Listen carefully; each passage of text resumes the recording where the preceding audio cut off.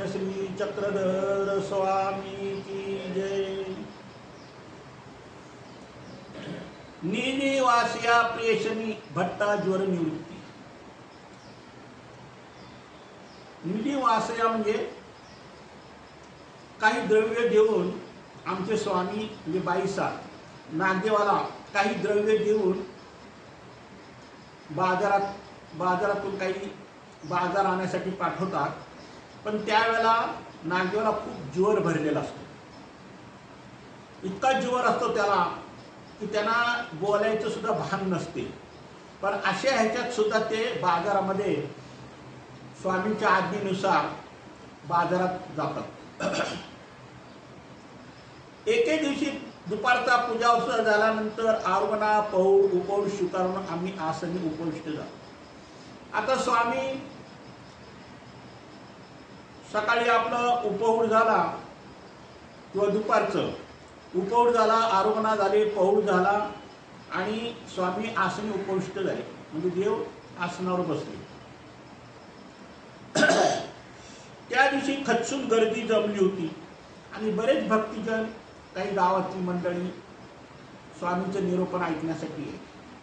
कारण ज्या गावात आमचे स्वामी जायचे त्या गावातल्या लोकांना जर समजलं की स्वामी आले की लगेच गावातली सर्व मंडळी काय व्हायची, स्वामींचं निरोपण ऐकण्यासाठी जमा व्हायची। सगळ्या दाटीवाटीने बसले होते, आम्ही सगळ्या वरून बारकाईने दृष्टी करत। आता भरपूर भक्तजन जमले होते आणि त्या भक्तजनामध्ये आमचे स्वामी नेहमी आपल्या भक्ताची वाट पाहण्यासाठी बारकाईने नजर टाकायची की कोणता भक्त कुठं बसलाय, कोणता भक्त कुठं बसला, या निरोपामध्ये कोण भक्तजन आले नाही, इतकं देवाचं बारीक लक्ष होतं। सगळे आले होते परंतु नागदेव काही दिसला नाही। मग देवाला शंका आली स्वामीला की भक्तजन तर सगळे दिसत आहेत पण एक मात्र दिसत नाही, तो कोण? नागदेव। आणि तो आमच्या स्वामींचा पट्ट शिष्य, आवडता भक्त, आज्ञाधारक आणि बोधवंत बी होते ना। शक्यतो आमचे स्वामी बाईसाला आणि नागदेवाचार्याला कधी चुकून निरोपण करत नसायचे, पण त्यावेळेला असाही प्रसंग व्हायचा की निरोपण सुरुवात होईपर्यंत बाईसा आणि नागदेवांचा तिथं हाजिरीच लागायची, यायचे पण जर उशीर व्हायचा, मग देव थोडी उदास व्हायचे। मग काही वेळा त्या भक्तजनासाठी परत देव निरोपण करायचे, म्हणजे ज्याला खरंच आवड आहे निरोपणाची त्याच्याबद्दल स्वामी पुन्हा पुन्हा निरोपण करून त्या भक्तजनांना घडवून मळून तयार करायचा प्रयत्न करायचे। तर आताच्या निरोपणामध्ये नागदेव काही दिसत नव्हती, म्हणून आम्ही भक्तजनांना विचारले का हो तुमच्या सगळ्यामध्ये वाहणारा दिसत नाही। बघा देव म्हणजे किती चक्षुबुद्धीने चौकशी करतात की सगळे भक्तजन दिसत आहेत पण वाहणारा का दिसत नाही। म्हणून आम्ही भक्तजनांना विचारले का हो तुमच्या सगळ्यामध्ये वाहणारा दिसत नाही, असे का झाले, तो कुठे गेला आहे, तो कुठे गेला आहे काय? देव म्हणता तो काही कामानिमित्त, काही व्यापारानिमित्त कुठे काही बाहेर गेलाय का, असं स्वामी विचारपूस करतात भक्तजनाजवळ। तर भक्तजन काय म्हणतात पहा, म्हणजे दादोसा सुद्धा होती तिथं बघ त्या निरोपणात। दादोसा काय म्हणतात बघा, जीजी स्वामींचा वाहणारा ज्वरामुळे स्वतःचीही शुद्ध हरपून बसलाय, असं कोण म्हणतं? दादोसा। हे नागदेवाचार्यांचे पहिले गुरु। पण ते काय म्हणतात की दादोसाला एवढा ज्वर भरलाय की त्याला स्वतःची शुद्धी नाही, म्हणजे मी काय करतो तेही त्याला समजत नाही, इतका तो बेफाम आहे। त्याला इतका खडसून ज्वर आला आहे का त्याच्याने उठवले सुद्धा जात नाही, म्हणजे तो उठण्याच्या बी अवस्थेमध्ये नाही, इतका भयानक त्याला ज्वर आलेला आहे। बघा ही देवता कशी दुःख भोगवते आणि त्या दुःखाला आमचे स्वामी किती किती सहाय्य करतात ती दिसते पहा। दादोस नागदेवाच्या अनुपस्थितीचे कारण सांगत म्हणाला, आता हा नागदेव इथं हजर नाही पोथीला आपल्याला निरोपणाला, म्हणून दादोस आमच्या स्वामीजवळ सगळे हकीकत सांगतो। अर्थात आम्हाला ते माहित होते आणि ज्वर का आला तेही माहित होते, आता देव परमेश्वर अवतार सर्व जाणताय ना, कोणत्या जीवाला कोणत्या कर्माचा कोणत्या लेपाचा कोणता दुःख भोगतोय हे देवच जाणतात, जीवाला काही संबंध नाही. आणि तो का आला नाही हे बी देव जाणत होते, पण तरी देव होऊन चौकशी करतात. तो काही कार्मिक क्रियेमुळे आलेला नव्हता, तर कर्मराटीतील ओपट्या कर्माचे फळ म्हणून तो जोर भोगत होता, जोर भोगावा लागला होता. कर्मराटीतील ओपट्या कर्माचे फळ म्हणून त्याला तो जोर भोगावा लागला नव्हता. कार्मिक क्रियेमुळे म्हणजे ग्रस्त असताना आपल्याकडे काही चांगले बरे वाईट कर्म घडतात, हे की नाही, किंवा संसारामध्ये काही घडलं, तो भोग नव्हता. तर हा भोग कोणता होता पहा. कारण अनुसरला पुरुषाला कर्मराटीच्या परवडीनुसार त्याच कर्माने भोग भोगावा जात नाही, तसा भोग भोगावा लागला तरी त्याच्या आमच्या कृपेने आम्ही लक्ष कौरण्याने, म्हणजे देव काय म्हणतात, आता जे अनुसल्याशी कर्मसंवा भोग नाही दैव संवा भोग असं आपलं वचन आहे उदाहरण. म्हणजे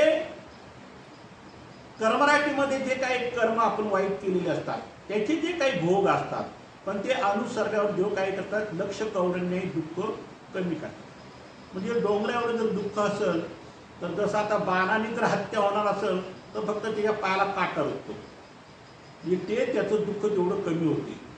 म्हणजे जे बाण लागून जे दुःख व्हायचं ते काटा टोचून दुःख होते. म्हणजे लाख रुपये कर्ज असेल तर कवडी देऊन ते दुःख देव कमी करतात.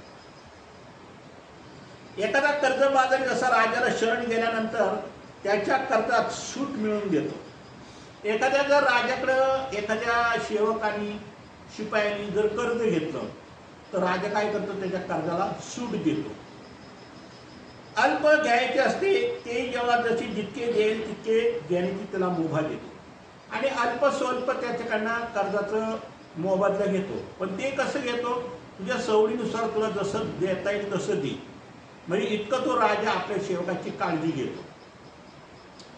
त्याचप्रमाणे अनंत सृष्टीमध्ये अनंत जन्मात केलेल्या असंख्य कर्मामुळे देवतांचे कर्जबाजारी झालेला हा जीव, आता या जीवाने कर्ज केलेलं आहे ना, अनंत जन्मात अनंत कर्मफळात आणि अनंत सृष्टीत. म्हणजे इतके भयानक कर्म आहे की त्याची लिस्ट सुद्धा करता येणार नाही, इतके भयानक कर्म आहे. जेव्हा आमच्या चरणी शरण येतात, आम्हाला अनुसरण आमचे अधीनत्व स्वीकारतात, तेव्हा त्यांच्या कर्मभोगाचा भाग आम्ही असून असेच सुटू देतो. मग आता हे कर्मराटीचे दुःखाचे भोग आहेत, अनंत जन्मातले अनंत सृष्टीतले अनंत, पण त्याला सुद्धा आमचे देव काय करतात, सूट देतात. माडीला लागणार असणारी आग काडी लावून विझवतो. जसे एखाद्या माडीला आग लागणार आहे ती काडी लावून आग विझवतो, म्हणजे थोड्यात आम्ही त्याचं ते काय करतो, दुःख कमी करतो. म्हणजे जे मोठं दुःख आहे डोंगर एवढं आहे ते आम्ही क्षणिक त्याचं दुःख कमी करतो. कचकन घुसणाऱ्या बाणाच्या टोकाचा घाव काटा बुजावून तो भोग संपवतो. आणि समजा बाण लागून त्याचा हिंसा होणार किंवा बाण लागून त्याला काही जखम होणार की रक्त बंबळ होणार, ते फक्त आम्ही पायात काटा मोडून एक थेंब रक्त निघत, पण फक्त पायात काटा मोडून, म्हणजे जे बाण लागून रक्त भळभळा जाणार ते काटा टोचून फक्त थोडंसं रक्त जाईल, म्हणजे एवढं दुःख कमी करतात. तेच क्रम पालटून अपरोक्ष ज्ञानात क्षाळून घेतो. मग आता काही कर्मभोग असे असतात की ह्या जीवाला मनुष्य देहात एवढे कर्माची दुःख भोगू शकत नाही. एक तर आयुष्यच कमी असतं, भोगून किती भोगणार हो.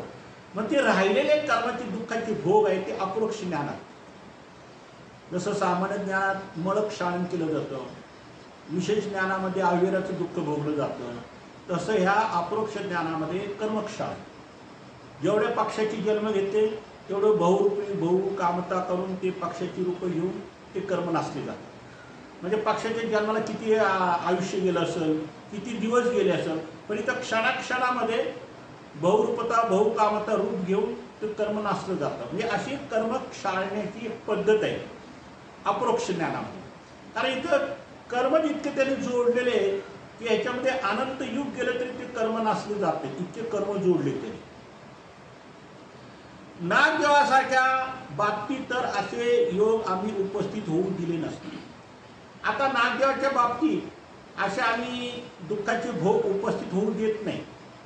पण काही भोग असे असतात की ते दुःख भोगल्याशिवाय अपरोक्ष ज्ञानाला ते योग्य होत नाही.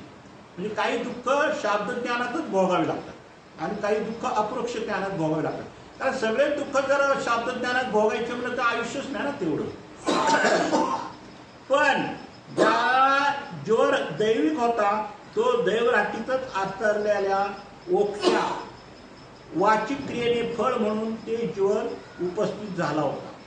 आता हा जो ज्वर नागदेवाला म्हणजे वानरीयाला जो झाला होता तो कशामुळे झाला होता की दैवराटीमध्ये यांनी काय केलं होतं, वाचिक दोष घडला होता. म्हणजे कुणाला तरी तो बोलला असेल आणि त्या बोलण्यामुळे तो ज्ञानी आहे किंवा तो अनुसरलेला पुरुष दुखवला गेला असेल तर तो सन्निधानाचा भोग सन्निधानीच भोगला पाहिजे आणि असन्निधानीचा भोग असन्निधानीच भोगला पाहिजे. तर हा सन्निधानाचा भोग होता. हा जो ज्वर आला हा सन्निधानाचा भोग असल्यामुळं तो त्याला सन्निधानाचा भोगायचा होता. सन्निधानाचे अथवा दैवराटीचे भोग सन्निधानातच अवश्य भोगावे लागतात. देव काय म्हणतात, सन्निधानाचे भोग म्हणजे स्वामीच्या सन्निधानात म्हणा किंवा अनुसरण्याच्या सन्निधानात म्हणा, ज्या सन्निधानामध्ये असेल ते सन्निधानाचे भोग सन्निधानातच भोगावे लागतात आणि असन्निधानीचे भोग असन्निधानात भोगावे लागतात. म्हणजे स्वामींच्या म्हणजे परमेश्वराच्या सन्निधानात असताना जे काय आपण दुःख जोडतो किंवा जे काय आपण कर्म जोडतो ते भोग त्या अवताराचे तिथेच भोगावे लागतात. आणि अवताराच्या नंतर गेल्यानंतर असन्निधानाचे काय आपण कर्म करतो ते भोग असन्निधानातच भोगावा लागतो. असा सृष्टीचा नियम आहे. तसं ह्याचा जो भोग होता कोणाचा नागदेवाचार्य ज्वर आलेला हा ज्वर सन्निधानातला भोग होता. त्याला पर्यायच नसतो. यात आम्ही हस्तक्षेप करत नाही. आणि हे जिथे दुःखाचे भोग आहे त्याला काही पर्याय नाही. कारण ती देवता देवतेचं काम करते, परमेश्वर परमेश्वराचं काम करतो. त्याच्यामुळे परमेश्वर देवतेला हस्तक्षेप करत नाही. कारण हा सृष्टीचा नियम आहे, सृष्टीची व्यवस्था आहे. किंवा मी मोठा आहे म्हणून लहानावर दबाव आणीन आणि ते काम करीन असं नाही. तर ते ज्याचं दुःख सन्निधानात दुःखाचा भोग आहे त्यांनी सन्निधानातच भोगला पाहिजे. फार झाले तर उपाय सुचव. मग देव काय म्हणतात, सन्निधानात जे दुःखाचे भोग आहेत ते दुःख कमी करण्यासाठी आम्ही काहीतरी उपाय सांगतो. म्हणजे आम्ही उपाय सांगू शकतो पण उपाय न करता जे दुःख माझं कमी करा असं नाही करता येत. तर उपाय करून दुःख कमी करता येते. मग जीवाने प्रयत्नपूर्वक उपाय करून त्याचा नाश केला तरच तो नाशला जातो. जसं आपण अन्नदानाच्या क्रियेमुळे, सेवादासाच्या क्रियेमुळं, स्मरणामुळं, पारायणामुळं असे अनेक दुःख कमी होतात ना. मग असा काहीतरी उपाय आहे सन्निधानात असन्निधानात, ते उपाय केल्यानंतर ते दुःख कमी होतात. उपाय करणे सर्वस्वी जीवाच्या कळाची असते आणि उपाय करणं हा जीवाचा कळ आहे. जीवाने जर उपाय केला तर दुःख कमी होईल आणि जीवाने जर उपायच नाही केला तर दुःख कसं काही कमी होईल, ती देवता भोगवूनच घेणार ना. नागदेवाच्या जोरी अशाच थोर वाचिक ओक्त्यात क्रियेत उपस्थित झाला. आता ह्याच नागदेवाला मागच्या सन्निधानामध्ये असाच कुठंतरी अनुसरला असताना असंच काहीतरी त्यांच्याकडे ओक्ती क्रिया घडली होती आणि त्या ओक्ती क्रियेमुळं ह्याही जन्मात त्यांना स्वामीच्या सन्निधानात ती दुःख भोगायची वेळ आली. त्याच्यामुळे हा असा ज्वर आला आणि तो त्याचा अनेक दिवसापर्यंत भोगावा लागला होता. तो ज्वर असा होता की काही महिने काही दिवस तो ज्वर त्यांना भोगावा लागला. एवढा तो भयानक ज्वर होता. पण आता देवाचा आवडता भक्त असल्यामुळे तो ज्वर कमी व्हावा, तो दुःखाचा भोग कमी व्हावा म्हणून देव त्याच्यासाठी काय प्रयत्न करतात पहा. तो एक दिवसाचा नसावा, आम्ही त्याच्याकडून उपाय करून घेण्याची ठरवली. तो काही एक दिवसाचा नव्हता, तो बरेच दिवसाचा होता. पण आता ह्याच्याकडनं काहीतरी उपाय करून घ्यायचा आणि तो ज्वर कायमचा नाहीसा करायचा. अर्थात तो उपाय करणे न करणे सर्वस्व त्याच्यावर अवलंबून होते. पण शेवटी प्रश्न कुठे येतो? देव प्रत्येक जीवाचं दुःख कमी करायचं चिंतन करतात, पण कधी करतात? त्या जीवानी तसा उपाय केला तर, तसा प्रयत्न केला तर. म्हणून देव म्हणता उभा ठाकलाची पुरे शिजी ते तुमची नेमकी की. म्हणजे तुम्ही प्रयत्न करा, सहाय्य करायचं काम आमचं आहे. मग आता देव काय म्हणतात की उपाय करणं आणि न करणं हे त्याच्या अवलंबन आहे. कोणाच्या? नागदेवाचार्याच्या. म्हणजे पर्यायी सगळ्या जीवाला आलं ते. पण त्याची आमच्यावरील निष्ठा, आज्ञाधारकपणा, त्यामुळे तो निश्चित तसे करेल याची आम्हाला खात्री होती. आणि देवाला माहिती होतं की हा नागदेव कसा आहे? आज्ञाधारक आहे. आणि शिवाय कसं आहे? आज्ञाधारक, निष्ठता, निष्ठा, नम्रता या सगळ्या गोष्टी त्याच्या अंगीमध्ये आहेत.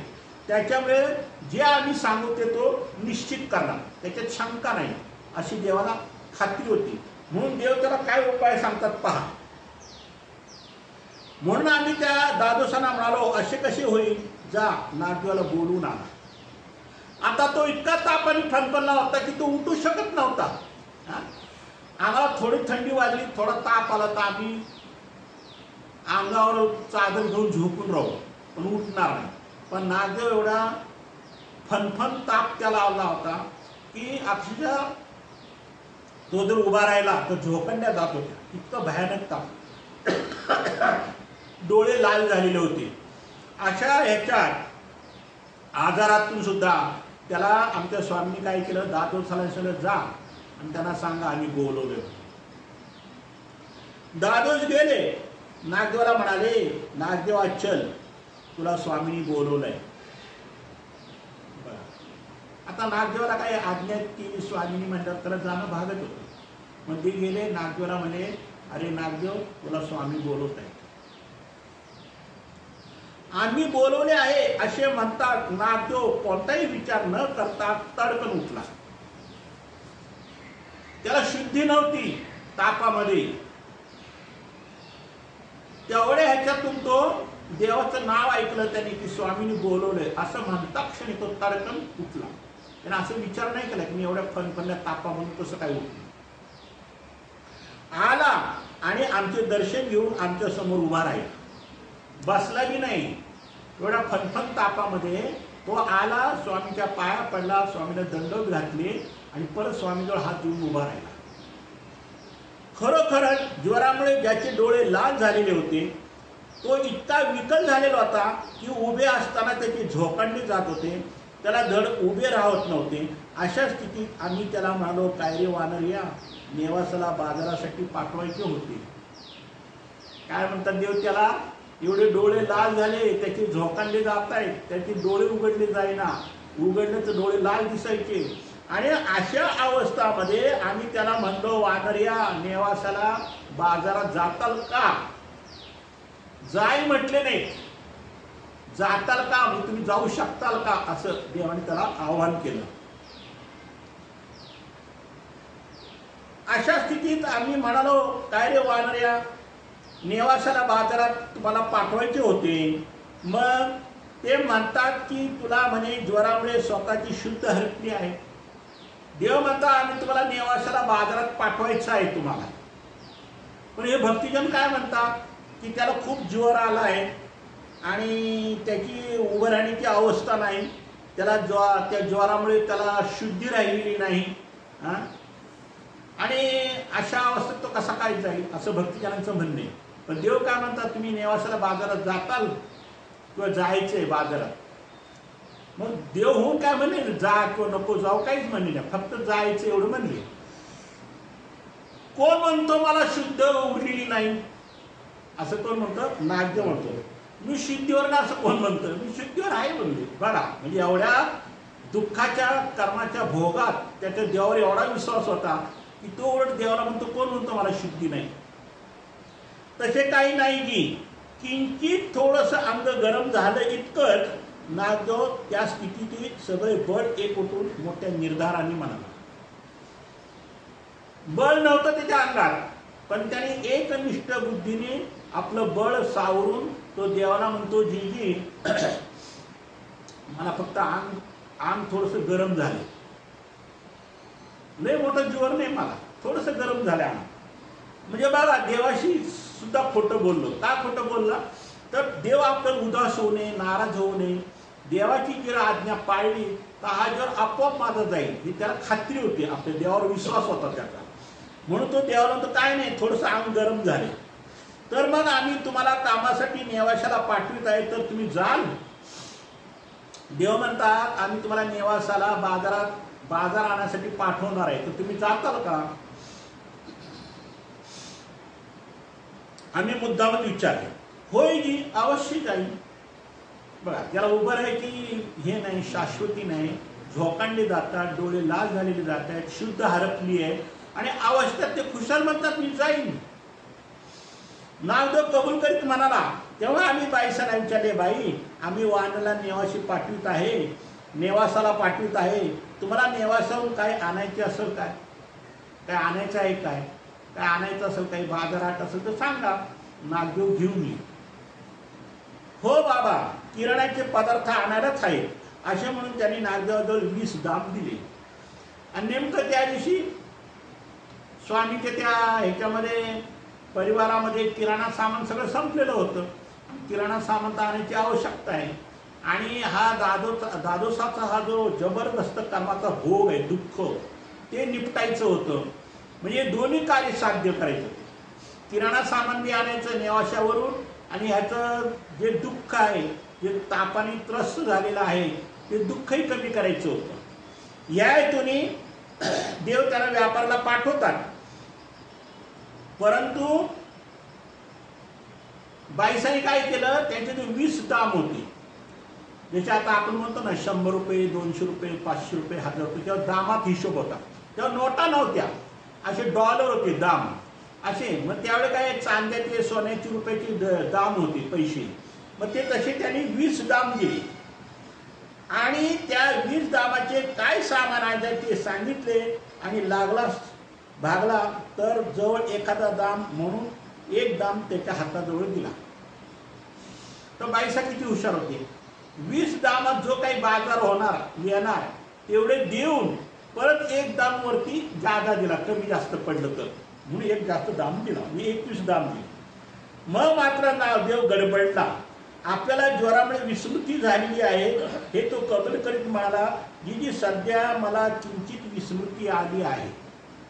त्याला काही समजना की 20 दामात काय काय आणायचं ते. मग तो गडबडला. अरे 20 दाम दिले खरे आणि बाजारातून काय काय आणायची ती नावं बी सांगितली, पण आता ही नावं काही लक्षातच नाही माझ्या. आता 20 दाम घेऊन मी बाजारात जाऊन काय करू, काय घ्यावं हे तर माहिती पाहिजे ना.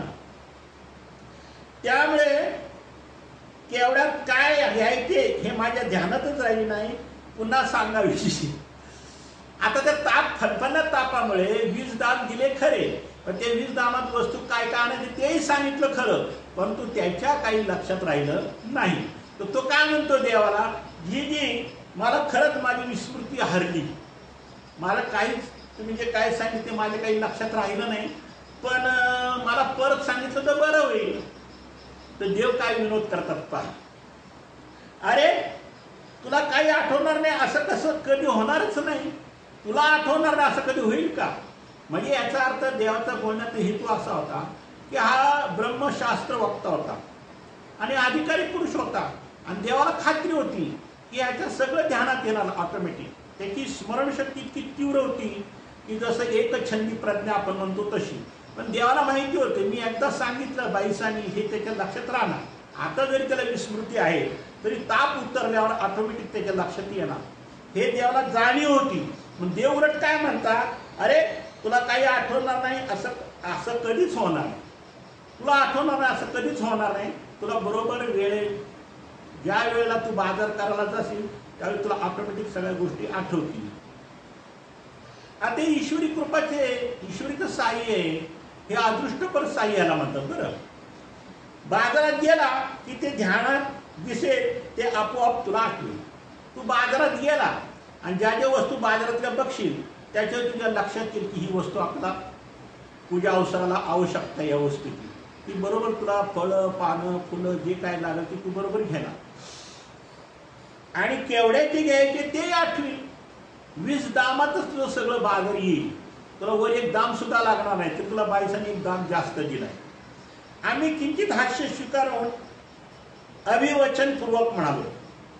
अभिवचनपूर्वक म्हणजे देवाने अशी आज्ञा दिली की आमचा शब्द खोटा होणार नाही, आमचा शब्द खराच होणार. आम्ही जे तुम्हाला सांगितलं ना की तुम्हाला त्या बाजारात गेल्यानंतर ते बाजारातली वस्तू बघितल्यानंतर तुम्हाला बरोबर आठवल काय काय घ्यायचं ते, आणि 20 दामात काय घ्यायचं ते बी आठवल. खरे तर मनुष्याचे ज्ञान हे खंड ज्ञान, आता देव सांगतात भक्तिजना. आता मनुष्याचं ज्ञान म्हणजे खंड ज्ञान आहे. त्याला आता जर काय आठवलं आणि परत 5 मिनिटांनी विचारलं तर विसर, किंवा ठेवलेली वस्तू त्याला आठवत नाही, म्हणजे याला खंड ज्ञान म्हणतात. खंडित होणारे ज्ञान असते. विस्मृती विस्मरण होणे हा मानवी ज्ञानाचा स्थायी भावच आहे. कोण्या गोष्टीची विस्मृती होणे किंवा कोणती गोष्टी विसरणे हा एक जीव स्वभावच आहे. हे प्रत्येक मनुष्य प्राण्याच्या ठिकाणी ह्या गोष्टी आहेत. वयानुसार होणं वेगळं, तरुणपणात होणं वेगळं, बालपणात होणारं वेगळं, अशी विस्मृती प्रत्येक मनुष्याच्या जीवनामध्ये आहेच. त्यामुळे मनुष्य त्यातल्या त्यात किंचित अर्थाने सुखी होऊ शकला आहे. मग हे विस्मृती आहे म्हणून तरी तो सुखी आहे. विस्मृती नसती ना तर ह्या जीवाने लय उलाढाल्या केल्या असत्या. पण काही गोष्टी तो विस्मृती होतो. मग एखाद्या चांगल्या गोष्टीला विस्मृती होते, एखाद्या वाईट गोष्टीला बी विस्मृती होते. पण विस्मृती हा त्याच्या ठिकाणचा गुणधर्म आहे, त्याच्यामुळे तो सुखी आहे. नाही तर जर त्या सगळ्याच गोष्टी जर त्याच्या लक्षात असल्या ना तर तो काहीतरी उचापाची करत बसला असता. सगळ्याच आठवणी अखंडपणे त्याच्या स्मरणात राहिल्या असत्या तर मानवी जीवनात भुजबुरी बजबज पुरी माजली असती. आपण म्हणतो डोक्यामध्ये लय छिलबिल झाले, तशी त्या जीवाची अवस्था झाली असती. त्या बऱ्या वाईट आठवणीच्या गजवळ्यात जीवनात प्रत्यक्षपणे कष्टप्रद ठरला आहे. मग आता बऱ्या वाईट ज्या गोष्टी आहेत ते कष्टप्रद आहेत ना. एखादी वस्तू नाही सापडली की त्याच्यात ते शोधण्यात वेळ जातो, किंवा एखादी विस्मृती झाली की मग तो काही वेळेस दुःखी बी होतो. एखाद्या विस्मृती झाला तो बरं झाला, ती विसरलो म्हणून बरं झालं, नाही तर मी परत गेलो असतो आणि काहीतरी उद्योग करून आलो असतो. म्हणजे या विस्मृतीमुळे काही गोष्टी त्याला सुख बी आहे आणि काही गोष्टी त्याला दुःख बी आहे, म्हणजे दोन्ही गोष्टी. अर्थात आम्ही मनुष्य देहाला मान देऊन जीवाच्या भल्यासाठी खंडज्ञान स्वीकारले. मग आता हे खंडज्ञान जे आहे हे प्रत्येक मनुष्य प्राण्याच्या ठिकाणी आहे. परमेश्वर सुद्धा स्वीकार करतात अशा काही गोष्टीचा, कारण मनुष्याचे जे स्वभाव आहेत, मनुष्याचे जे गुणधर्म आहेत त्या अवताराला ते स्वीकारावी लागतं ना. पण तो केवळ आम्ही स्वीकारित असतो, मुळात आमच्या ज्ञानात खंड नसतो. परमेश्वरला खंड ज्ञानाचा काय संबंध आहे? तो अखंड ज्ञानी आहे ना. पण मनुष्य हे स्वीकारल्यामुळं त्याला खंड ज्ञान स्वीकारावं लागतं. जसे अष्टस्वभाव मनुष्याच्या ठिकाणी, तर परमेश्वराला सुद्धा अष्टस्वभाव स्वीकारावे लागतात. मग झोप, निद्रा, भय ह्या सगळ्याच गोष्टी आहेत त्याच्यात. परंतु मुद्दाम विसर स्वीकारून जीवाच्या अनेक अपराधाकडे, अनिष्ट चरणाकडे दुर्लक्ष करून आम्ही पुन्हा पुन्हा योग देत असतो. मग आता जरी आम्ही विस्मृती स्वीकारली जरी असली तरी आम्ही जीवाच्या अनेक अपराधाकडे आणि अनिष्ट चरणाकडे दुर्लक्ष करतो. मग आता जीवाकांना काही अपराध घडतात, पण तरी परमेश्वर काय करतात? विस्मृती म्हणजे एक प्रकारचं दुर्लक्ष करतात. आम्ही पुन्हा पुन्हा योग देत असतो. तसे नागदेव नव्हते, तो मुळातच जीव असल्यामुळे त्याला विसर पडणे साहजिकच होते. आता हा जीव आहे, कोण? नागदेवाचे आहे, त्याला विस्मृती राहणारच, कारण जीवाकडे खंड ज्ञान आहे ना, अखंड ज्ञान नाही. तो 10 वर्षाचा पूर्वी एखादी गोष्ट आठवतो, पण एखादी गोष्ट त्याला आठवत बी नाही. काल काय खाल्लं ते त्याला आठवत नाही, आज सकाळी काय खाल्लं ते त्याला आठवत नाही. म्हणजे असे खंड ज्ञान आहे जीवाच्या ठिकाणी. परंतु आमच्या संविधानी त्याच्याकडून ज्ञान कार्य करून घ्यायचे असल्यामुळे योग्य वेळी यथार्थ आठवेल असे आम्ही त्याला आशीर्वचन दिले. मग आता बाजारात जायचं, नेवासाला बाजारात काय वस्तू घ्यायचं, हे जे काय ज्ञान आहे ह्याचं आम्ही त्याला काय केलं? आशीर्वचन. म्हणजे देवाने आशीर्वाद दिला की तुला त्यावेळेच्या सगळ्या गोष्टी आठवतील. नागदेव निघण्याच्या तयारीत असता आम्ही त्याला विचारले, परत कधी येशील? आता बघा, सकाळचा पूजा अवसर झाला, किंवा दुपारचा पूजा अवसर झाला असेल आणि नंतर त्याला पाठवतात देव बाजारामध्ये, तर त्याला विचारतात उलट तू आता नेवासाला चालला खरा तर डोमेग्रामात नेवासा माझ्या अंदाजे, हा म्हणजे मला निश्चित नाही सांगता येणार, पण माझ्या अंदाजे 20-25 किलोमीटर अंतर आहे. आता दुपारी वेळ जाणार कधी आणि येणार कधी सांगावा. परंतु तुम्ही तर देव त्याला काय म्हणतात पहा. नागदेवला निघण्याच्या तयारीत असता आम्ही त्याला विचारले परत कधी येशील. म्हटलं किती वेळ लागला परत यायला. आणि पायी प्रवास, गाडी नाही, घोडा नाही, काय नाही, दिवाबत्ती नाही, काय नाही, रात्री अपरात्री अंधारात यायचं. आणि त्यावेळी दाट जंगल, त्यावेळेला 800 वर्षापूर्वीची गोष्ट आहे. मग त्यावेळी किती जंगल असेल बघा. नागदेवाने बाहेर जाऊन दिवसाचे मान पाहिले आणि आत येऊन म्हणाला जीजी स्वामींच्या पूजा अवसर आटोपल्यानंतर येईल. म्हणजे कधीचा पूजा अवसर? संध्याकाळचा. तो पूजा अवसर आटोपला मी तेवढ्या टायमात येईल असं नागदेवाने एक अंदाज सांगितला बरं. आणि फणफणल्या तापामध्ये ते निघाले काका. बरं जेवण करून घे आणि मग जा असं आम्ही म्हणालो. मग देव काय म्हणता आता तू एवढं उशिरा निघणार मग काहीतरी खाऊन पिऊन घे, परत तुला किती वेळ लागते, किती अंधार पडतो, काय रात्र होते, काय संध्याकाळचं जेवणाचा टाईम होईल, म्हणून तू आता काय कर जेवण करून घे, खाऊन घे काहीतरी असे देव त्याला आग्रह करतात. पण तो काय म्हणतो नाही मला अजिबात भूक नाही. बरोबर आता अंगात ताप असत त्याला भूक कशी काय लागणार, तो त्याला भूक नाही असे म्हणून नागदेव श्रीचरणी लागला आणि निघून गेला. देवाच्या पाया पडला आणि तो निघाला. आता पुढे काय गंमत होती पहा. परंतु आम्हाला त्याची खूप काळजी होतीच. वामन आणि मतिविलास नेवासाला शिक्षण घेत असत. सुट्टीच्या दिवशी ते आमच्या दर्शनाला येत असत. आता हे दुसरे 2 भक्त होते, ते नेवाशाचेच होते. एकाचं नाव होतं वामन आणि एकाचं नाव होतं मतिविलास. हे दोघं शिक्षणासाठी तिथं होते नेवासाला. तेव्हा नेवासा मोठं गाव होतं. नेवासा, पैठण, डोमेग्राम ही मोठी गाव होती. परंतु झालं काय, हे दोघं शिक्षणासाठी नेवासाला होते आणि ती नेमके आमच्या दर्शनाला आले. आज नेमकी बाजाराचा निमित्त त्याला सुट्टी असल्यामुळे ते आमच्या दर्शनाला आले होते. आणि त्या दिवशी नेवासाचा बाजार होता. मग आता बाजाराच्या दिवशी शिक्षण बंद असतं, सुट्टी असते ना, आपण जशी रविवारी आहे तसं त्या कोणता तरी वार असेल त्या बाजारचा. आणि त्या बाजाराच्या दिवशी ह्या शिक्षण घेणाऱ्या दोघांना सुट्टी असल्यामुळे ते देवाच्या दर्शनाला आले. आणि हा नेवासाला नागदेव एकटाच चालला होता बाजारासाठी. नागदेव निघाल्यानंतर तेही नेवासाला जाण्यास निघाले. तेव्हा त्यांना आम्ही थांबवीत बाई म्हणालो बाई त्यांच्या हाती वानरेसाठी शिजोरी द्या. आता योग कसा बघा, हा नेवासाला चला बाजारला, कोण नागदेवाचार्य, आणि ते नेवासाचे दोघं विद्यार्थी अभ्यास करणार ते देवाच्या दर्शनाला इकडे आले डोमेग्रामला. म्हणजे डोमेग्राम आणि नेवासाचा हा परिसर आहे. मग आता देव काय म्हणतात की आता नागदेव तर पुढे गेला एकटाच आहे की नाही, पण त्याला भूक लागणार हे देवाला माहितीच होतं. आता ताप आहे तोपर्यंत ठीक आहे, पण ताप उतरणार तर भूक लागतेच ना माणसाला. म्हणून देव काय म्हणतात की तुम्ही ह्यांच्या सोबत शिजोरी द्या. बायसांनी वरण भात काढून त्यांच्याजवळ दिला, परंतु तोपर्यंत नागदेव जाऊन बराच वेळ झाला होता. आता हे वरण भात करेपर्यंत ते शिजोरी देईपर्यंत थोडा वेळ होणार ना. तोपर्यंत नागदेव बराच अंतर चालून गेला नेवाशाला, पुढेच गेला एकटा निघून. त्यामुळे त्यांनी साहजिकच विचारले जीजी पण त्याची भेट कुठं होणार. आता तो बराच अंतर चालून गेला, आता आम्ही इथून निघणार, तो बाजारात फिरणार, हे करणार ते करणार, आणि मग त्याची आमची कशी काय भेट होणार. कानेरे भीमेश्वरला तो तुम्हाला भेटेल. कोण म्हणतात? देव म्हणतात. म्हणजे त्या बाजारपेठेमध्ये कानरे भीमेश्वराचं काहीतरी मंदिर वगैरे काहीतरी असेल ठिकाण, जसं आपण काय वाघेश्वर मंदिर म्हणतो तसं तिथे भीमेश्वराचं काहीतरी असेल ठिकाण कानेरे म्हणून, तिथं तो तुम्हाला भेटल. पण लक्षात ठेवा रस्त्याने तो तुम्हाला दिसल तरी त्याला मात्र हाक मारून थांबवू नका. ही मी देवाने आज्ञा घातली. तुम्ही पण म्हणजे हर तो नागदेव दिसतो म्हणजे द्या त्याला आवाज. देव म्हणजे तसं त्याला आवाज देऊ नका. का देऊ नका आता सांगतात देव. तो अनायसेच भेटल तेव्हाच त्याला जेवायचे का असे विचार.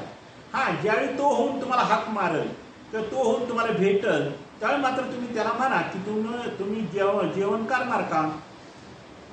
आम्ही वामन आणि मतिविलासला सूचना देत म्हणालो. अशी सूचना कोणाला दिली? ते दोघं विद्यार्थी होते ना, नेवासाला शिक्षण घेणारे, त्यांना सांगितलं. नागदेव पुढे गेला आणि हा मागून गेले, दोघं मागून गेले. आमच्यापासून निघाल्यानंतर नागदेव मोठ्या धैर्याने चालत होता. अंगात बळ नाही, ताकद नाही, तरी तो आपला हळूहळू एक एक पाऊल टाकत चालला होता. तर देवाची आज्ञा आहे ना, कारण असे भक्त मरणाला सुद्धा घाबरत नाही. कारण देवाने सांगितलं ना, विधीमध्ये जर गेला तर त्याला मोक्षच होणार, त्याला नरक नाही होत. त्याला काही आठवत नव्हते, काय करावं ते समजत नव्हते. केवळ आमच्या आज्ञेचे पालन करायचे म्हणून अतिशय कष्टाने सगळे बळ एकवटून एक एक पाऊल टाकत होता. बघा, परमेश्वराची आज्ञा आहे, माझ्या स्वामीची आज्ञा आहे, या आज्ञेचं पालन झालं पाहिजे म्हणून अति कष्टाने सगळं बळ एकवटून एक एक पाऊल टाकत चालला. कुठं? नेवाशाला. तो नेवासाच्या दिशेने चालला होता खरा, पण नेवासाला जाणे एवढे एकच उद्दिष्ट त्याच्या डोळ्यासमोर होते.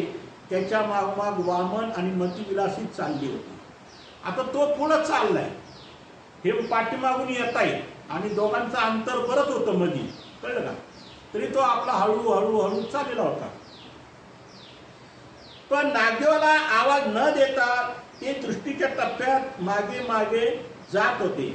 आता तो पुढे चालला नागदेवाच्या, आणि काही अंतरावर पाठीमागून हे हळूहळू चालले होते. नागदेव कण्हेराच्या स्वराच्या समीप पोहोचला. सगळे अंग घामाजलेले होते. बाजारात लोकांमध्ये कसे कसे जावे असा विचार करू लागला. आता काय झाला की नेमकं तो चालताना त्याचा ताप उतरायला लागला, आणि ते ताप उतरल्यामुळे काय झालं, त्याला घाम फुटला. आणि तो इतका घाम फुटला की सगळे त्याचे कपडे ओले चिम झाले. आणि अशा अवस्थेत त्या बाजारात आपण कसं काय जावं? लोक किळस करतात ना, मग लोक बाजार बी देणार नाहीत आपल्याला, असं आपली हे बघून. तो कानेश्वराचा घाट उतरला. घाटावर त्याने अंग धुतले आणि अचानक त्याचा ताप नाहीसा झाला. बघा किती सामर्थ्य, म्हणजे स्वामींच्या शब्दातली सामर्थ्य, स्वामीची दृष्टी, स्वामीचं चिंतन आणि श्रीमुखीचे शब्द, या शब्दानुसार त्याचं काय झालं, संपूर्ण ज्वर निपटला. मग तो कसा निपटला? ज्यावेळी त्यांनी स्नान केलं त्या नदीवर जाऊन, त्यावेळी ते सगळं त्याचं घाम बी गेला आणि त्याला एकदम फ्रेश वाटलं, ताप बी गेला त्याचा. थोडी विश्रांती घ्यावी म्हणून तो तेथेच बसला.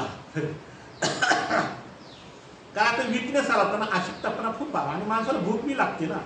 कसं अंगातला ताप उतरला की ऑटोमॅटिक भूक लागते, आणि त्यात आंघोळ केली त्याच्यामुळे आणि भूक लागते, आणि चालून चालून थाकला त्याच्यामुळे भूक लागली. म्हणजे या दोन्ही तिन्ही गोष्टीमुळे त्याला इतकी भूक लागली की काय खाऊन काय नको खाऊ. आणि देव त्याला म्हणले होते जेवून जा, जेवून नाही गेला. त्यांनी शिजोरी बी नाही नेली, पण देवानी भक्तिजनाबरोबर त्यांनी शिजोरी पाठवली. तोच त्याला सपाटून भूक लागली. तिच्यात वामन आणि मतिविलास तेथे पोहोचले. नेमके याची आंघोळ बी झाली, अंग पुसून झालं, विश्रांती म्हणून थोडा वेळ तो बसला. अशक्तपणा खूप आला म्हणून त्याला चालवना, आणि भूक तर खूप सपाटून लागली. तितक्यात काय झालं, वामन आणि मतिविलास हे नेमके तिथं जाऊन पोहोचले, ते कानेरेच्या महेश्वराच्या तिथं. आणि नागदेव त्यांनी पाहिलं, आणि ह्यांना सांगितलं होतं ना, तुम्ही नागदेवाला हाक नका मारू, तो होऊन तुम्हाला हाक मारेल, तेव्हा तुम्ही त्याच्या जवळ जा. नागदेवाने पाहिले आणि म्हणाले. तितक्यात वामन आणि मतिविलास तेथे पोहोचले व नागदेवाला म्हणाले, भट्टो जेवाल का? आता नागदेव समोर बसलेलं दिसल्यामुळे बोलणं भाग पडलं ना, आणि तो आंघोळ करून तिथं बसला होता, आणि अंगाचा घाम गेल्यामुळं तो पूर्ण शुद्धीवर आला, आणि ताप बी गेला अंगातला, पण थकवा आणि भूक जास्त झाली. नागदेव काय म्हणतात बघा, म्हणजे नागदेव मनात काय विचारतात बघा, भूक तर लागली आहे, पण येथे खायला काय मिळणार, मग जेवणार तरी कसा? भूकेने व्याकुळ होतच नागदेव बोलून गेला. आता नागदेवाला काय माहिती की आमच्या स्वामींनी या दोघांकडे शिजुरी पाठवली म्हणून, ते माहीत नाही ना. म्हणून ते काय म्हणतात की आता मला भूक तर लागली आहे, पण इथं काय मिळणार जेवायला, असं तो त्यांना म्हणायला लागला. ते दोघं काय म्हणतात ते पहा. अहो स्वामींनी तुमच्यासाठी शिजोरी पाठवली आहे. बघा कसं एखाद्या भुकेल्या माणसाला जर वेळेवर कोणी जर अन्न दिलं तर त्याला किती आनंद होतो आणि त्याला किती वाईट वाटतं. बघा माझ्यासाठी यांनी किती त्रास काढला. म्हणून ते स्वामींनी शिजोरी पाठवली आहे असे ते म्हणाले. घ्याही आणि जेवा असे वामन आणि मोतीविलास नागदेवाला शिजोरी ठेवीत म्हणाले.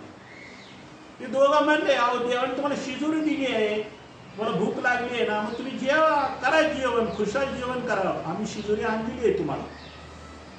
त्याच्यापुढे शिजोरी ठेवीत म्हणाले. शिजोरी पाहून वामन व मतिविलास शब्द ऐकून नागदेवाला धन्यता वाटली.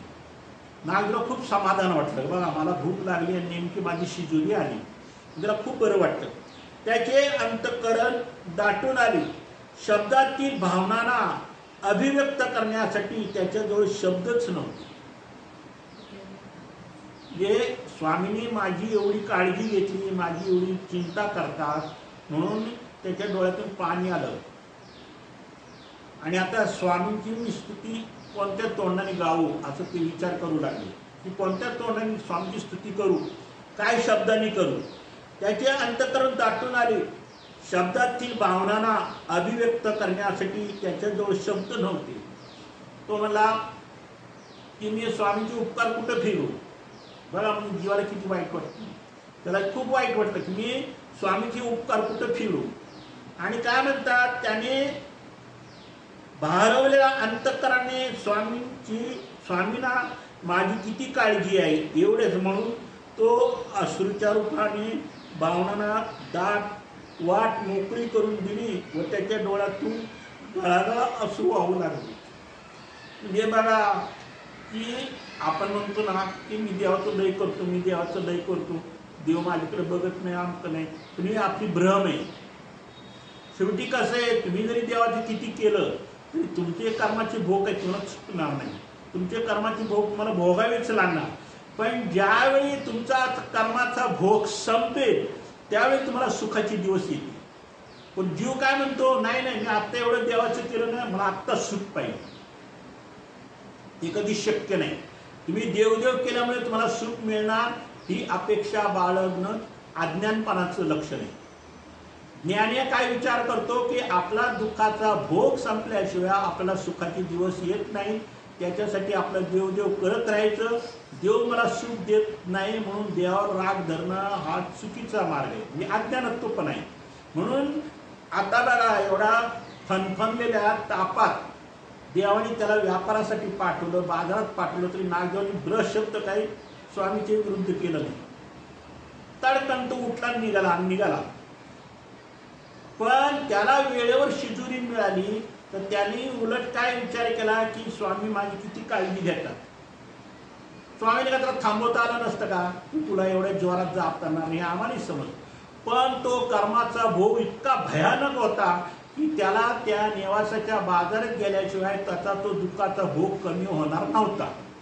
तो दुःखाचा भोग कमी होण्यासाठी स्वामींनी त्याला बाजारात पाठवला, नाही तर तो दुःखाचा भोग त्याला महिना 2 महिने भोगावा लागला. पण देवाने एकाच दिवसात त्याचा भोग संपतो. पण कधी संपवला, ज्यावेळी स्वामींच्या आज्ञेचं पालन केलं, स्वामींनी सांगितलेलं त्यांनी नेवासाला जाऊन बाजारासाठी निघाला, तेव्हा तो दुःखाचा भोग कमी झाला. मग आमची करुणामाय प्रेमानिधान मायाळू श्रीमूर्ती आठवीत त्याने कान्हेराच्या दाराजवळ बसून जेवण केलं. मग त्याने आमची स्वामीची श्रीमूर्ती आठवली. नंबकर्ण, चालमित्रा, जानभाऊ, चांपे गौरवर्ण हे ज्यावेळी त्यांनी स्वामींचं मूर्तीवरून आठवलं आणि मग त्यांनी एक एक घास त्यांनी खाल्लं. आपण भुकेच्या तडाख्यात भराभरा जेवलो असतो पण देव का आठवला नसता. पण यांनी तेवढ्या ह्याचा सुद्धा देव आठवला. नंतर वामन आणि मतिविलास त्याच्यासोबतच नेवासाला बाजारात गेले. तेव्हा जवळजवळ दिवे लागण्याची वेळ आली. मी तिघजण गेले बाजारात खरे, पण नेमकी दिवे लागायची वेळ आली, म्हणजे संध्याकाळच्या पूजा अवसराचा वेळ झाला. बाजारात फिरत असता जो जो पदार्थ घ्यायचा तो पदार्थ दिसला की त्याला स्फुरण यायचं. मग फुलाच्या दुकानात गेले की हार घ्यायलाच पाहिजे, पानाच्या दुकानाकडे पानं घ्यायलाच पाहिजे, नारळाच्या दुकानाकडे नारळ घ्यायलाच पाहिजे. हे त्याला काय 20 दामामध्ये जे काही बाजार करायचा होता नेवासाला, तो त्याला ऑटोमॅटिक आठवत गेला. ज्यावेळेस बाईसांनी सांगितलं त्यावेळेस त्याला स्मृती नव्हती, पण आता ही स्मृती त्याला ऑटोमॅटिक आली, स्फुरण गेले. तो पदार्थ किती दामाचा घ्यायचा हे त्याला आठवू लागले. होता बाईशी सांगितलेले ते सर्व पदार्थ त्यांनी घेतले. बरोबर बाईने ते 20 दाम दिले होते. त्या 20 दामात जे काही पदार्थ सांगितले होते ते सगळे पदार्थ त्यांनी बरोबर पूजा अवसराचे घेतले. मग एक दाम उरला, त्याचं काय घ्यायचं हे त्याला काही सुचेना. मग तो गडबडला की एक दाम कसा काय उरला, आपल्याला सगळे दामाचा पदार्थ सांगितला आणि एक दाम एक्स्ट्रा जादा दिला हे काही त्याच्या लक्षात नव्हतं राहिलं. पण तो विचारच पडला की हा एक दाम कसा काय जादा आला. त्यासाठी त्याने सगळा बाजार पुन्हा फिरून पायदळी घातला. मग पुन्हा ते एक दामात काय घ्यावं हा विचार करत करत संपूर्ण अख्ख्या बाजारात फिरला, पण एक दामाचं काय घ्यायचं त्याला काही सुचलं नाही. पण त्याला काही आठवेना. अखेर त्याने तो दाम गाठीच बांधला आणि निघाला. मग आता 20 दामाचा बाजार घेतला आणि त्याला गाठ मध्ये एक दाम ठेवला आणि घरी निघाला. परत डोमेग्रामला निघाला. वामन पायदळी मतिविलास त्याला पोहोचत बोळवीत कान्हेरापर्यंत आले. मग जिथं त्याने त्या आंघोळ केली का तिथपर्यंत त्याला गावाबाहेर सोडवायला आले हे दोघं जण बाजारातून. तेथे त्यांनी सामानाचे गाठोडे नीटनेटके बांधून नागदेवाच्या डोक्यावर दिले. मग त्या दोघांनी काय केलं, 20 दामाचा बाजार होता बघा, त्यावेळेस गाठोडं भरलं. आपण ती साधी पिशी भरत नाही आपली, तेवढं 20 दामाचं गाठोडं भरून त्याच्या डोक्यावर दिलं आणि त्याला सांगितले की आता तुम्ही सांभाळून जा डोमेग्रामला. मग निघून गेले. नागदेव एकटाच अंधारात वाट काढीत काढीत डोमेग्रामच्या दिशेने निघाला. मग आता अंधार पडला, जवळ दिवाबत्ती नाही, काही नाही, पाऊल वाट आणि दाट जंगल, झाडं सगळं. वाघ, सिंह, पशुपक्षी, जनावर, साप फिरणारे अशा जंगलातून एकटा नागदेवाच्या नेवाशावरून, बरंच अंतर आहे बरं ते नेवास आणि डोमेग्राम, तिथून ते चालत आले.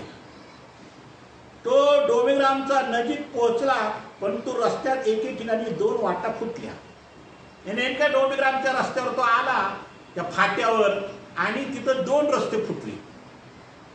आता कसं आहे, डोमेग्रामला जायला 2 रस्ते, एक नेवासा मार्गे आला ते टाकळी मार्गे रस्ता आहे आणि इकडून गेलं ना श्रीरामपूरवरना तो भोकर मार्गे एक रस्ता, असे 2 रस्ते. पण भोकरच्या ठिकाणी परत 2 रस्ते फुटतात. आता हा टाकळीच्या तिकडून आला असेल जुना रस्ता पहिला, पण तिथून 2 रस्ते फुटले. तर एक रस्ता देवगावला जात होता आणि एक रस्ता डोमेग्रामला. बघा देगावचा आहे, म्हणजे टाकळीवरून आला 2 रस्ते फुटतात, एक देगावला आणि डोमेग्रामला. आणि श्रीरामपूरनं आलं की ते भोकरवरून आलं की भोकरला परत 2 रस्ते फुटतात, एक भोकरला जातो आणि डोमेग्रामला जातो. तर आता हे टाकळीवरनं आल्यामुळं हे देगावला 2 रस्ते फुटले, डोमेग्राम आणि देवगाव. त्याला काही समजेना. थोडाच विचार करून त्याने मोठ्याने हाक दिली. आता दोन्ही रस्त्याच्या मध्ये आला आणि अंतर किती असेल, फरलांग 2 फरलांग, तो 1 मैलाचं अंतर, 1 किलोमीटर. पण त्यावेळेचा लोकांचा आवाज बी खूप मोठा होता ना. त्या हाकेसारखी त्याचा जो काही थोडाफार उरला सुरलेला जोर होता तोही नामशेष झाला. म्हणजे स्नान केल्यावर जोर गेला तो वेगळा, बाजारामध्ये फिरून बाजार आम्ही घेतला तेव्हा जोर गेला तो वेगळा, आणि थोडाफार जो का राहिला होता तो त्याने आवाज दिला त्या फाट्यावरून, तर तो राहिला उरला सुरलेला जोर सुद्धा गेला. म्हणजे पहिल्यासारखे ते एकदम ठणठणीत झाले. पहा, त्याने हात दिली त्यावेळी आम्ही नेमकं रात्रीचा पूजावसर आटोपल्यानंतर त्याची वाट पाहत आसनी उपविष्ट होत भक्तजनासहित सभोवताली बसले होते. त्यांना हाक ऐकून आम्ही नाथोबाला म्हणालो, पोहोचला हो नाथदेव. संध्याकाळचा पूजावसर होऊन गेला आणि मग देव त्या उंच मठावर, उंच जागा होती ना, त्या उंच जागेवर जाऊन देव बसले भक्तजनासोबत. निरोपण करण्याची हेतूने म्हणा किंवा काही ह्याची वाट पाहायची हेतूने, नागदेवाची वाट पाहायची, कारण उशीर झाला ना. तो म्हणा तुम्ही पूजा अवसराच्या अगोदरची किंवा झाल्यावरी, पण पूजा अवसर होऊन यांची जेवण व्याळी झाली असेल तरी तो आला नाही. म्हणून देव उंच मठावर जाऊन तिथं वाट पाहत बसले मंडळीसह, भक्तिजन होते. मंडळी का तू उंच मठावर जाऊन त्याला ऐकू जाईल इतक्या मोठ्याने हाक दे. मंडळी का म्हणजे कोण? नाथोबा. नाथोबाचा तू उंच मठावर जा वरती आणि त्याची हाक येते आपल्याला, तर तू बी इथून त्याला हाक दे. म्हणजे तो आवाजाच्या अनुरोधाने येईल. मग ज्या बाजूने तुझा आवाज जाईल त्या अनुरोधाने तो नागदेव येईल अंधारातून. नाथोबाने उंच मठावर जाऊन मोठ्याने हाक दिली, त्याचा आवाज ओळखून नाथोबाची हाक आहे म्हणजे हीच हाक डोंबेग्रामला जाणारी आहे. ज्या दिशेने हाक आली तोच रस्ता डोंबेग्रामचा आहे असं त्याच्या लक्षात आलं. असे अनुमान लावून तो डोंबेग्रामच्या रस्त्याला लागला. आल्यानंतर डोक्यावरचे सामानाचे गाठोडे खाली ठेवले, दंडवत घालून श्रीचरणी लागला आणि मग बसला. मग ते गाठोडं त्याने आणलं, उतरवलं आणि मग स्वामींना 2 दंडवत घातले, 5 दंडवत घातले, श्रीचरणी लागला आणि देवाजवळ येऊन बसला. म्हणजे थोडक्यात सांगायचं म्हणजे जो परमेश्वराच्या विधीवर राहतो किंवा जो परमेश्वराच्या आज्ञात राहतो त्याला कोणतेही विघ्न असू द्या, कोणतेही भोग असू द्या, कोणतेही दुःख असू द्या, स्वामी काही ना काहीतरी त्याचं दुःख कमी करतात, पण त्याला दुःखात ठेवत नाही. आता नागदेवाचार्यासारख्याला एवढं तापाने फनफनलेल्या माणसाला नेवासाला बाजारात पाठवून तिथं व्यापार करून स्नान करून परत त्याने आवाज दिली येताना एवढ्या 3 क्रियेतून त्याचा अख्खा जीवर देवाने नाहीसा केला. म्हणजे देव अशा प्रकारे काय करतात, जीवाचं दुःख. दंडवत हो सर्वज्ञ श्री चक्रधर स्वामी की जय. श्री दत्तात्रेय महाराज की